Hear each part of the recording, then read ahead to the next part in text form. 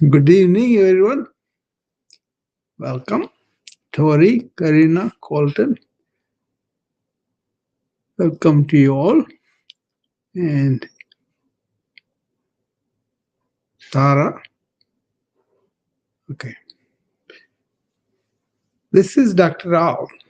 And I'm going to present to you something very close to my heart and very important for me because I am kind of uh, dedicated to wellness in so many levels: individual, professional, societal, technological, and planetary. These are the five, I call them the petals of my um, lotus of my company, right?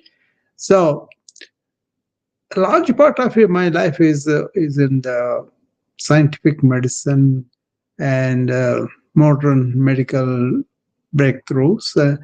And we do the best we can to keep up with the knowledge and all. But then something radically changed for me when I looked at the other healthcare systems of the world, and not only modern Chinese, Japanese, and those things, but also what was the ancient people were doing with their health.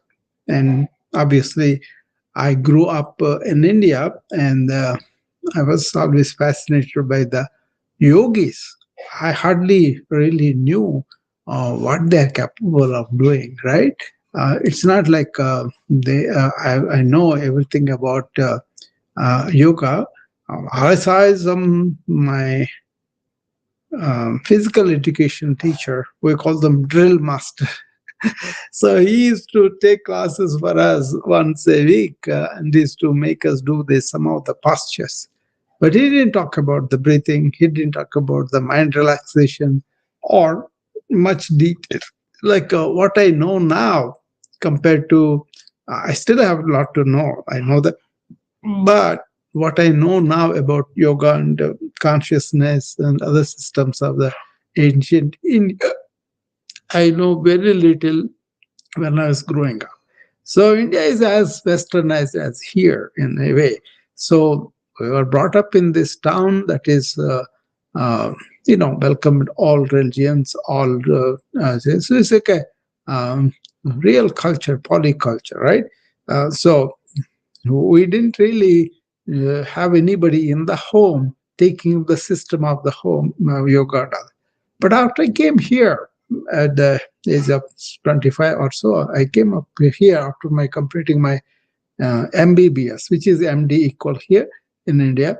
Then I came up here and I kind of understood what it is stress to live in a modern society because I was uprooted from the culture, from the family, from my mom and everybody.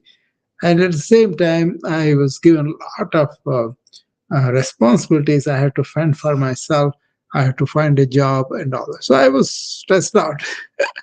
But as I got into the uh, medical residency, uh, the first year I was doing my residency, then somehow the uh, powers to be, the administration, my chief, they thought I am fit for being a chief resident, right? That's like administrative, but at the same time, leadership position. And I was too young too, but still they gave me because of my whatever sincerity or whatever, right? So they saw the ability that I could lead this team of 16 doctors. But many of the doctors were older than me, so was really stressed out working in that position in that hospital at that juncture, right? Then I found yoga. I found a book by B.K. Iyengar, um, you know, that is like a uh, small book, but he gave a weekly schedule of which asana to do, how to do it, and all, each detail he gave. So I did not have any yoga tapes. I did not have any yoga teacher. I did not go to any yoga studio. I didn't know whether they were there in Chicago. I was brand new, right? And so I kind of learned from that book and began to do it as he was telling me. And I got into the yoga postures initially. Then I discovered yoga has significant good effects on the mind. Then I understood the relaxation. That was really good. And then I incorporated breathing later on after several years of practice of physical yoga. Then I found out physical yoga is nothing compared to the depth that yoga has. Then I went into the ancient philosophy. Then I went into practices of meditation and all that. Okay. And so what I knew, it was really helpful for my health and wellness. That came on to me after I kind of started this in depth. Now I'm trying to share that with all you people, okay, my friends and whoever is interested. I'm kind of going there, okay. So it's a kind of understanding what is swasthya. That is swastha. Okay, swasthya. Swasthya. That is wellness. Okay, is it is actually established in one's own true self, the self with a big S, right? So it's a harmony between the wellness is about harmony between body, breath, mind, senses, and consciousness. That is something new introduced to um, who was raised in a Western mode, and then we didn't know consciousness in the medical school. Nobody talked to us. And the more I was introduced to the consciousness, otherwise awareness practices, then not only my physical health improved, I was not sick that much, but also I got better after I had a stroke and all that too. But I knew yoga before, so that came to my aid. So we all know health is not merely the absence of disease or a temporary condition we want to achieve. It's not that. It's an inner alignment, a state of being where all aspects of our existence, all aspects work in concert.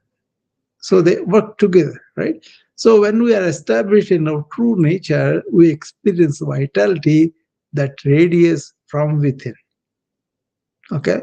A lot of people ask me, how is that you have so much energy? That's the secret, right? So this ancient understanding recognizes that true wellness encompasses physical vitality, one, mental clarity, two, emotional balance, three, and spiritual awareness, four. All of them woven together in seamless integration. That is possible.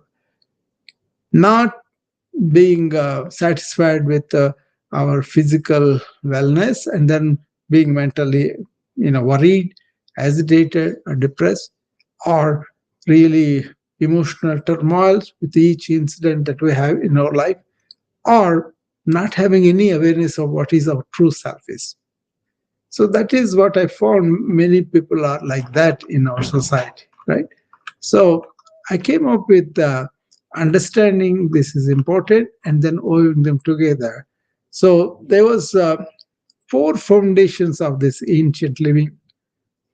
They are called ahara, vichara, achara, vichara.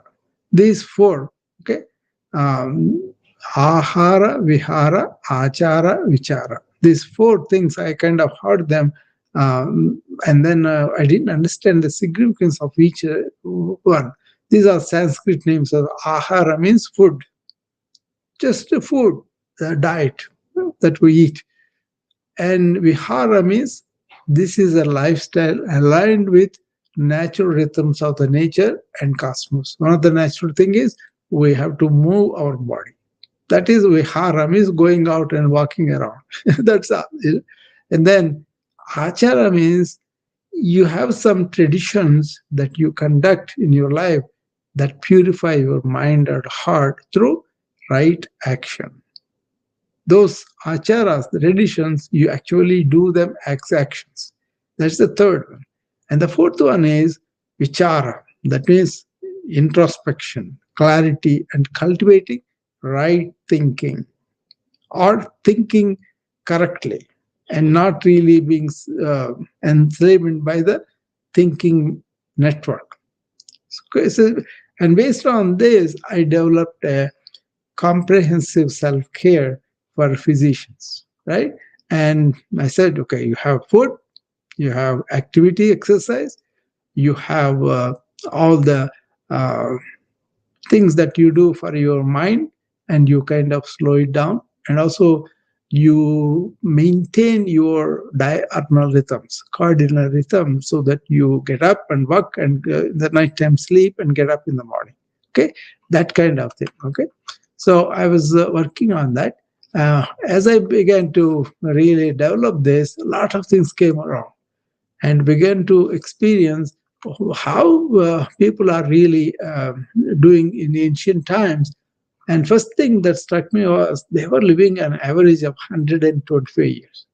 Okay, and they're not just existing like current generation of elderly people. They are vital. They have energy. They're enjoying their life, and they are free of these illnesses too. Okay, so we will take these four and we will go through them quickly. Nutrition is also not just to eat because we're hungry or get whatever we get, not all the fast foods, all the junk food and all. It is like in the ancient view, food is not just a fuel, which is fine, it is also fuel, but it is medicine, energy, and consciousness itself. Annam Parabrahma. Parabrahma means that eternal consciousness. Annam means food. Okay, so what we eat directly influences our mental state, emotional balance, and spiritual clarity. So they said foods have different qualities. One of the qualities is sattva. That means balanced food that you eat that will give you spiritual clarity. So they recommended eat fresh, seasonal, and locally sourced foods. So then you're choosing ingredients that are alive with prana, that is the life force, and aligned with your environment. That's why fresh food, seasonal food that you eat is better, not the food that traveled all over. So they said you eat the balanced food, then you are calm and clear in your mind. So if you eat food that are light, pure, and not spoiled, and the nourishing foods that you eat, they promote your mental clarity and peace. And they wanted to use spices as medicine: ginger, turmeric, cumin, and other spices, which will support your digestion and also reduce your inflammation. Important. Modern people, we all have inflammation. Then, when you eat mindfully and with gratitude. So you transform your consumption of meals into sacred acts through presence and appreciation. How many people do that? They enjoy the taste, they will be doing, but they're thinking something, they'll be doing meeting and all that. Now, eat with awareness, eat it in the presence, and also appreciation and gratitude how the food came to you. Then avoid overeating and emotional eating. That's something they all said, we are going to honor our body's true needs and eat with awareness, but not reactivity. Okay, that's the whole thing about the food, the nutrition that is vital nutrition. Okay, and then the second one is about you are born to be up and walk, right? That's what we do. We're kind of um, doing a movement in the morning till evening, and that's the second one. Okay, and then you will be really resting when you are really needing the sleep, and also you make your mind empty. These are the four things that we have. But if you really understand the tradition of ancient times, how they had a daily routine, that is very illustrative. You know, so the tradition teaches that aligning our daily rhythm, morning clock, evening clock, whatever, right? with nature's cycles. So, not the nightlife that we are all used to, and then not getting over in the morning and then feeling drowsy and all that. No, you just sleep according to the natural cycles, right? And get up and work also. So, what happens is when you do this traditional teaching that aligning our daily rhythms with the nature cycle, it creates profound health effects. Even now, if you are a morning person, you get up in the what's called Brahma Muhurta. So you get up in the morning, you're the highest energy, and then you're receptive for all this important uh, studies that you could do. You can really understand the energy that is around you, and you'll be more aware if you can do it every day. I get up around 4:30 to 5 maybe. Mostly it comes up by itself, or sometimes 3:30, right? But you don't have to that much. You can get up 6 o'clock, right? That will be fine. So after you wake up before sunrise, and that's the most auspicious time for spiritual practice and mental clarity, because rest of the world has not got now. Then you do some morning movement, gentle yoga or sun salutation to awaken the body and integrate breath with movement. Okay. And then deep breathing techniques, which we do to regulate our mind, energy, and nervous system function. And then you go into the mindful work, whatever periods you structure for focused activity, punctuated with awareness breaks. Okay. And that goes on till evening, and the evening wind down, intentional transition into rest to reset the nervous system for restorative sleep. That is the daily activity from morning to the evening. Okay, I hope that makes sense for you. Okay, um, so Western, basically where we went wrong was we were away from the nature outside and also inside, and we were forcing things on our natural cardinal rhythms, circadian rhythms. Science knows that we have this constitution that has this uh, beautiful rhythms, that digestive rhythm, CBS system, all the waste that comes and goes in. Uh, Even the cellular cycle, everything responds better at certain times and all that.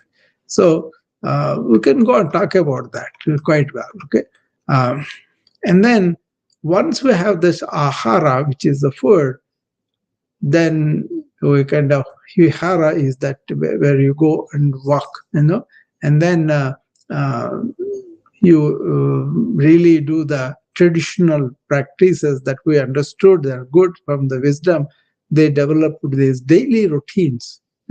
So they said, okay, if you want some traditional things like how do you conduct your spiritual hygiene, right conduct that purifies the heart and creates the conditions for inner peace. So our actions shape our consciousness, practicing compassion, honesty, and kindness. If you let these virtues guide every interaction and decision, obviously you have the benefit of that, right? And you want to respond to life's challenges, but not to react emotionally. So that's why I always talk about don't react, but respond to that, to life events. So create space between the stimulus that is coming at you to you react to it and response. If you make a response with awareness, then that's not going to be emotional reaction. Okay, and we are equipped for that prefrontal cortex, right? And then you have this tradition of choosing intentions aligned with right action, what is good for everybody. Okay, and then you want to serve without expectation.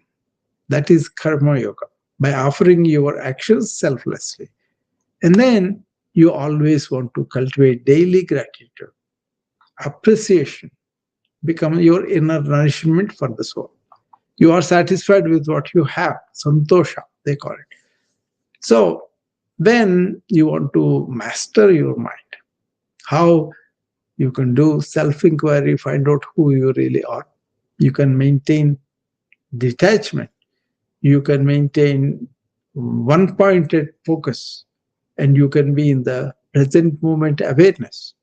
And you can be the witness of your thoughts, emotions, everything. That's a witness consciousness. Okay. So, I mean, these are big topics. I will talk to them later. But I'm going to talk about three medicines I learned from the ancient wisdom, which are working very well for me. Hopefully, you can try and then do that too. See, ancient wisdom offers three powerful practices, right? Um, they work synergistically, in harmony. What they do, they restore your balance, your energy regulated, and it reconnects us to the true nature within us. So these are not mere exercises. They are medicines for body, mind, and spirit. Number one is pranayama, that is science of breath control that regulates your nervous system. Also balances your energy channels are there, they are very balanced, and creates the bridge between body and mind. So when you do conscious breathing, deep breathing, we access our vital force and also restore our inner equilibrium. That's number one, pranayama, breath control, right? And second one is the physical postures, yoga postures. But you are not only the body, but also breath and awareness are combined in union. That one releases stored tension. It improves your circulation, obviously, and creates a physical foundation for meditation and spiritual growth. You want to sit down and do the meditation, spiritual growth. You want to be able to sit down for long hours, right? So that's the main focus for the yoga practices. These days we use it for everything, but the essential thing is. And then third, so the first one is breath control. Second one is physical postures. So the body is strong enough to sit down. And the third thing is meditation, the practice of turning inward and dissolving the mental noise. And this one returns us to the inner self. Our mind is still, and we discover our true nature, peaceful, whole, and complete. That is our real nature. Okay. If you are established in that, you don't need meditation as such, but the meditation is ultimate returning to home, who you are. Okay. So those three medicines, remember them. That is what I do from the. They're not medicines that we take out, but then you treat them like medicine. People, a lot of people, when I say that, they're kind of they're happy to do that. And also, our human personality has 5 layers, panchakosha, healing those 5 layers. So the ancient wisdom model recognizes that we are multi-dimensional beings composed of 5 interconnected sheaths. Okay, it's not separate from each other. You see, true healing addresses all layers, from the physical body to the blissful inner self. So first kosha they call Annamaya kosha, physical body. So it nourished from food, movement, and rest. Okay, you have to take care of all that. Then second layer is this energy body, breathing layer. So regulated through breath and vital force. That is the pranamaya kosha. And the third one is mental, emotional body, where you are balanced through awareness and right thinking. That is called manomaya kosha. And then fourth layer is wisdom body, developed through discernment and intuition. That is Vijnanamaya Kosha, all the understanding, all the things that you have about life. And the fifth one is Anandamaya Kosha, which is the bliss body. It is when you connected with your true self, you can experience that. Otherwise, you have all mental noise, that's all. So, when we address all these 5 levels, then we create a lasting transformation that radiates from the innermost core outward into every aspect of our life. That's the key. Not going out and then doing everything for the body and maybe some exercise, and that's it. People are not having the uh, silence or stillness in the mind, quiet heart and compassionate heart. Those do not come out. Okay. Anyway, those 5 layers I usually use to understand my patient where everything is stuck. And they don't even know these layers because they may not be able to understand. But they're receptive when I approach them and then attempt to help them, exercise better, breathe better, and calm your mind. These things they understand. They are able to sleep better when I employ all these things, and they are able to think clearly, and they don't have the nervous tension or depression, anxiety, and all that. So they know these things are working because I'm not giving physical medicines for this. I'm just asking them to do this: eat better, vital food, and sleep better, and exercise better, and then clean your mind. So this wellness is robbed by some obstacles in the modern life. What are they? Digital overstimulation, constant notifications, and screen time that fragments our attention and drains our vital energy. I'm doing a special webinar next Saturday at 9 a.m. on attention because that's such a big, important topic. Okay. And also, we have this sedentary lifestyle. It lack of movement. It doesn't allow us to get up and walk. That stagnation because of the lack of it in body and also the mind. It blocks the natural energy flow and emotional reactivity. We react for everything. Stress triggers automatic emotional responses rather than conscious, thoughtful action. When you have regulated your vital energy in yourself, you will have the thoughtful action that is consciously applied. That is what I do. I want to be present moment awareness every moment and use my thought consciously and end my thought consciously. Anybody can practice that. Just understand the practice, think about it, and then see whether you are doing it or not. When you notice that you are not doing, then you'll remove that obstacle and you'll get there. And also, modern life gives us this poor digestion. We rush meals, we don't sit down and eat, and we eat processed foods. They compromise our primary source of vitality, poor digestion, right? And then we are also not connected to the nature.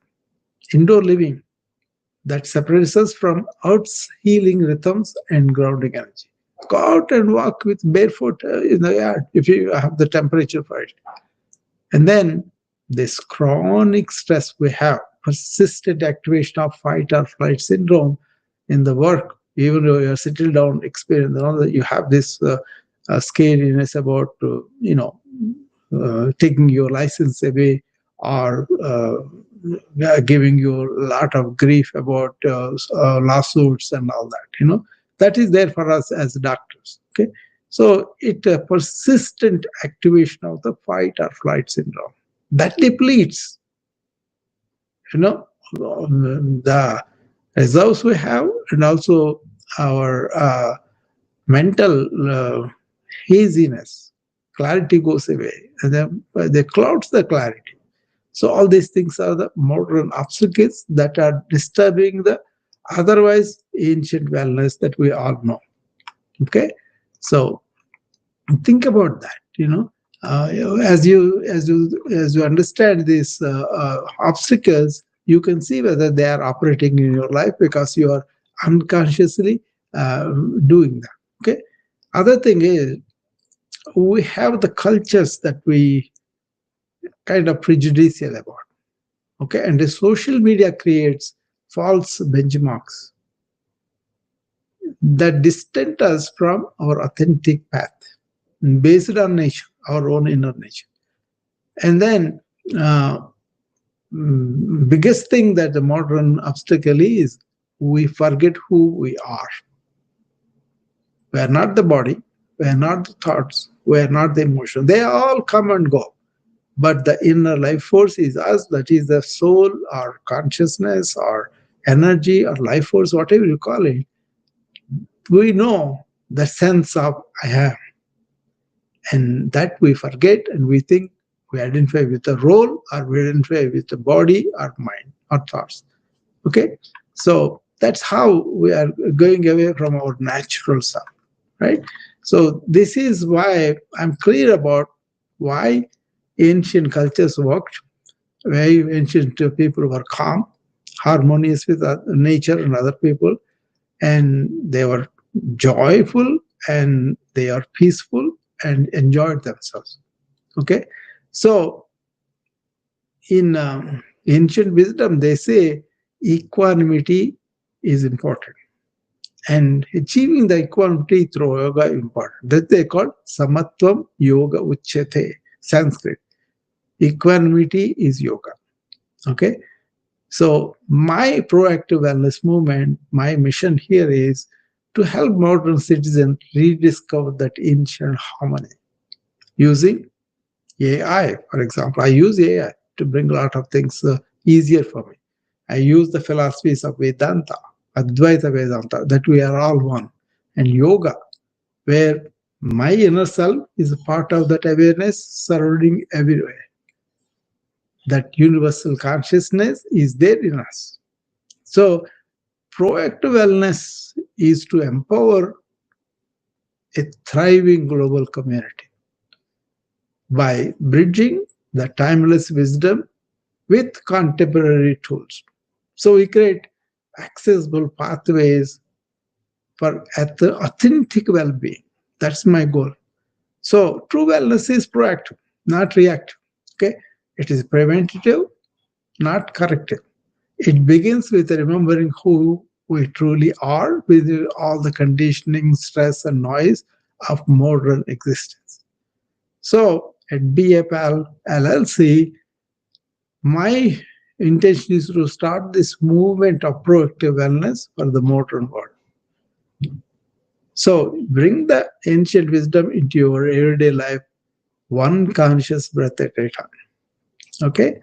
Hopefully that makes impressive presentation on my part, and you can think about these things and apply those layers of wisdom into your life. Okay.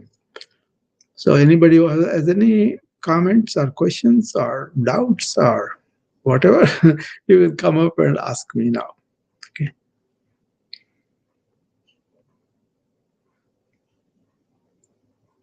This is the need of hour, because all I see is always sickness, sickness. People, even though they have physical wellness a little bit, they are worried well. They are well, but they are worried in their mind, and they react very easily. They go into panic. They go into this not neurological balance, but out of balance, anxious, depressed, worried, and even though they survive, but they don't have the uh, underlying contentment, underlying happiness and bliss. That is what the ancient tradition showed me, that I can be vitally well, I can live longer that way, and also I can be touching that abundance that I have within me. I can be here sitting down without going to a movie, doing anything, and there is a unalloyed happiness coming from within us. Okay, that is the fact. But if you are going out with your senses and with your intellect all the time, never touching what is inward, what is there for you inward, then you will never be able to understand what I'm talking about. But if you have done, you have touched it, then you know. My friend Peter comes, and then he tells me that he has touched it at one time in his life, and now he's always trying to go back. See, that's what I was talking about. Okay. Not only Peter, but Peter told me that, but many people might have touched it, maybe have the different ways of doing that. But understanding the wisdom that was displayed by the ancients is very easy for us, because it is available all over. I may be here, but I know the depths of Indian. I learned most of it here by going into the research mode, by listening to the people who were talking about it, and most important, practicing it after I experimented with it. Okay. For example, I don't allow my mind to take on its own path and form a network in the morning. That is used to happen all the time. So I get up and immediately I think about my schedule, think about my day, think about my week, think about my month, think about my years and all that. It goes pretty quickly that way, right? Instead of that, what I do is I delay that kind of thought network from one thought to two thoughts to three thoughts to four thoughts when I wake up in the morning and stay in my awareness, which is in the present moment. That is a choicelessly consciousness. We are choicelessly conscious, aware. I kind of learn to stay there and observe the thought that comes on and delay it at least for a few minutes. And that becomes established there. Then I have more chance of being like that through the day and using the brain and thought and then stopping the thought. So hopefully that makes sense to you what I was talking about. Okay. Try it, experiment with it, have a regular rhythm. Get up in the morning before sunrise, move your body, take deep breaths, okay, and then sit down and calm your mind or meditate on whatever. And then, while you eat, be conscious of what you are eating and savor it, and also make sure that is fresh food that you are eating. And then go and be in touch with the nature every day. Okay. Try to breathe deeply at least twice a day and in between as long as you want.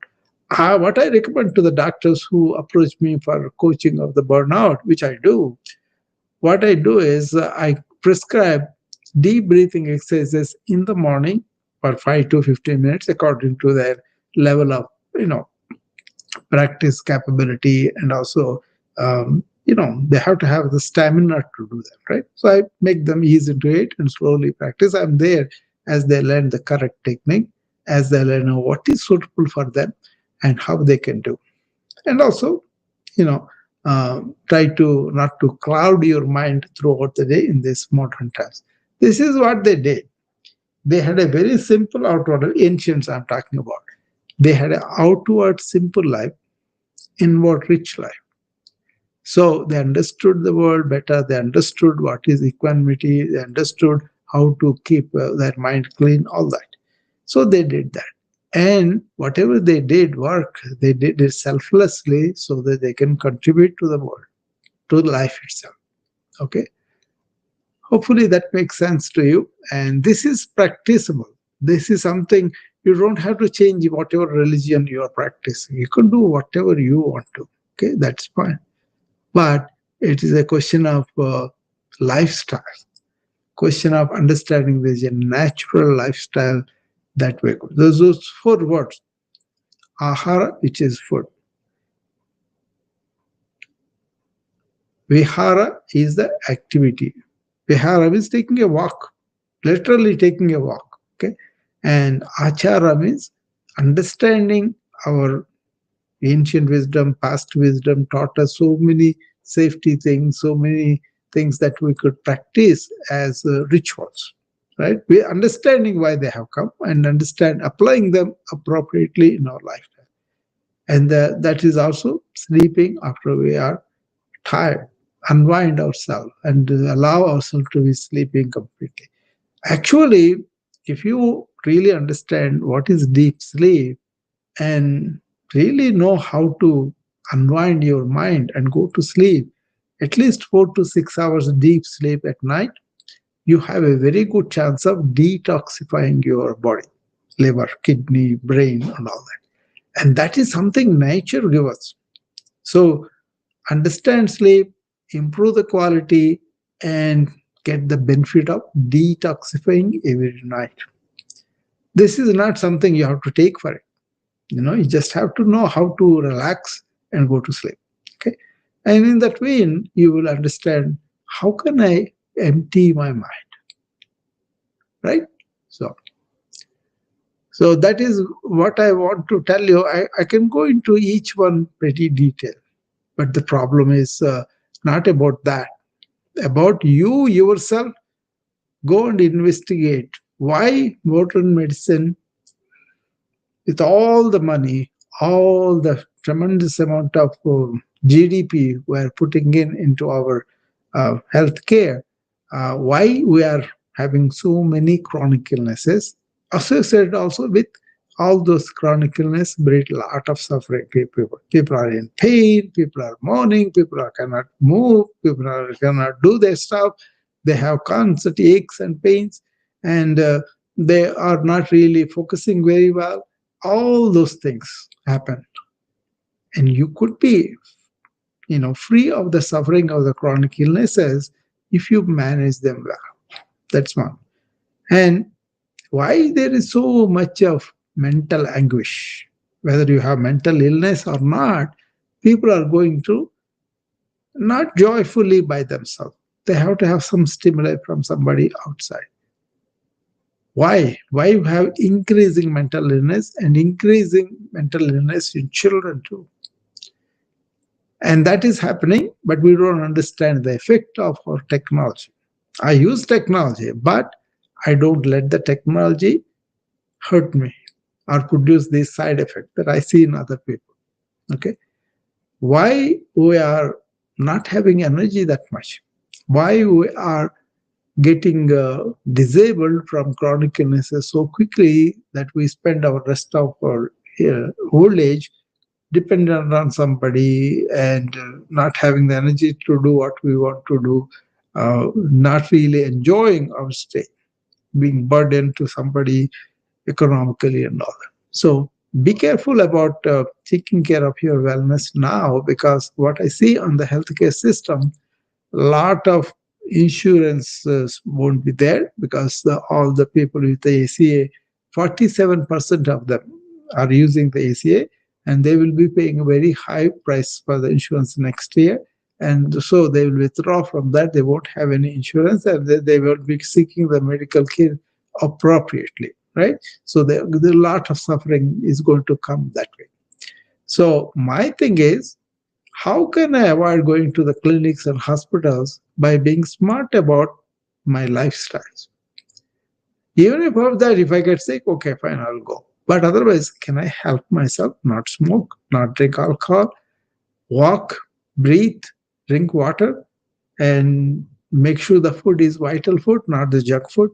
And you have practices where you have these three medicines I talked about: the breathing from pranayama, yoga postures, or any exercise that you like. It could be tai chi, it could be Zen, or whatever you want to do, or you can just climb up and down the stairs, or just walk in the corridors, or walk on the street, or use some light weights and do the weight walk. So many things you can do, right? You can always do all of that. Okay. So think about that. Okay. So it is going to be tough in the next 5, 10 years to keep up with the insurance cost, and also uh, not able to take care of ourselves because the healthcare is broken in a way. We are reactive to the sickness. We don't allow measures that can prevent these illnesses by doing proactively wellness practices of deep breathing, drinking water, moving our body about, keeping our mind quiet, all these things. So it's all about self-responsibility. You may say, I'm doing this on the new vibe. Okay, that's fine. But you are doing it, are you really having this wellness in your depths of depths, in your inner being and all that?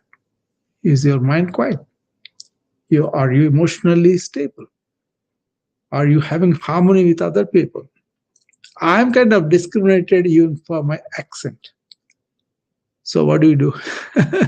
It's tragedy for them, right? But the people who are in trouble, They call me and they listen to me, what I did with my life, what I understood the ancient wisdom, what I understood the modern scientific medicine, and combining, I give them solutions. When they apply them, they find them very, very beautifully working for them. So that's my contribution to life. And I keep on talking about making this as a movement to be proactively well. Okay. I don't get much encouragement from anybody here, not that much, because they don't really get involved in really what I do all the time for the wellness. They only call me when they are in trouble. That's what I wanted to avoid. I tell them about learn all these things ahead of time. Teach your children, and so that they won't get into this kind of illness that much. We give the vaccines, right? But we don't give the vaccine of this proactive wellness to our children, our youth, or our elderly people. We let the elderly people suffer in the nursing homes. The more they lie down, the more they are inactive, the worse their metabolic picture becomes, right? We all see that. So we let them wither away in nursing homes. Do we have to do? My friend Janet, she was in the chair when she first met me in September. She began to come to my morning routine, and sometimes I did just for her because I know Janet will come there. So, but she was able to get out of the chair, and now she is moving around 2,000 steps. Or you know, I'm very proud of her and very happy that she is having activities with her two grandchildren. She is making bread. She is helping them. Other before she was kind of left alone to be in that wheelchair. Is that needed? So take self responsibility for your health and wellness. Examine your lifestyles. See where you can improve them, and you can always ask me for any uh, consultation of that, and then develop a lifestyle that you could ease into. Start slow, build up regularly, and the main thing is move the body and keep the mind silent, right?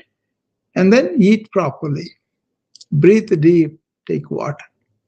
This is what the ancient yogis and many people did. Not all the people, but the people who maintained their health and wellness. They lived up to 125 years on an average. This is historical fact. Even now, I know one yogi who is 109 years old. So I learned a lot from him. Okay. So how they live beyond 100 is really fascinating. And the thing is, you know what? We could also do that provided we adopt the lifestyles like that, taking away what is not natural from us. All limit your synthetic medications, limit your chemicals, limit your insecticides as much as possible. Okay, you can do compost manure and grow fruits and vegetables naturally, organically, and that is full of vitality. Make the simple change.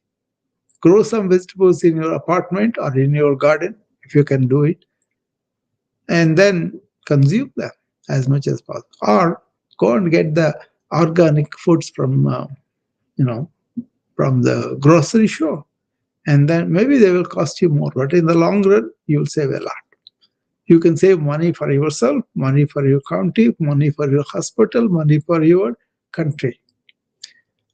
The amount of money that is going into healthcare system now is unbelievable, and that's all mainly because majority of the people don't take responsibility for their health and wellness. Even the apps that are with all affection and respect, I'm pointing out, and the new vibe also, do all the people who are doing these new vibe wellness practices, are they completely healthy, or is there room for them to? It's good that they are doing all this, but not having the harmony between the body, mind, emotions, and your spirit That is what ancient system tells us, teaches us, encourages us to do. So pay attention, take interest, go and research, find out what is what, and then ease those style changes into you. And when you are sick, you can always come to a modern doctor, but that's no problem. But only giving up and doing all these bad lifestyles and then getting sick and then seeking that's not okay. So,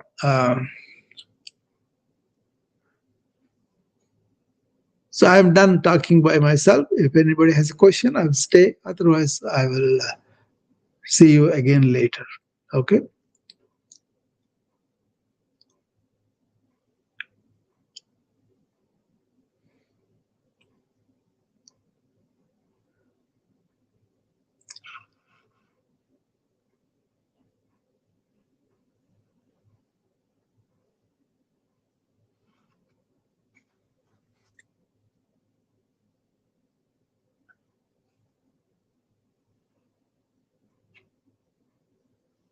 Thank you. Okay. I'll see you tomorrow at my morning routine. Okay. Bye